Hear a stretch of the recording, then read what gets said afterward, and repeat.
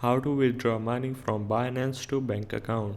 Start by opening up your Binance, and then you just need to head over to the trade on the bottom and then click on buy and sell on the top of your screen, and then click on the sell option. Now you just need to select the coin that you want to sell, and then you need to enter the amount how much you want to withdraw. So in my case, let's go with 2.8 as an example. For the receive method, you just need to click on it and select bank transfer or wallet, and then click on confirm. Now click on preview order, and in the account information you just need to select the bank account in which you want to withdraw. Now you just need to click on the confirm on the bottom and simply enter your authenticator app code, and then you need to enter the email verification code as well. And as you can see, we have successfully received our payment in our bank account.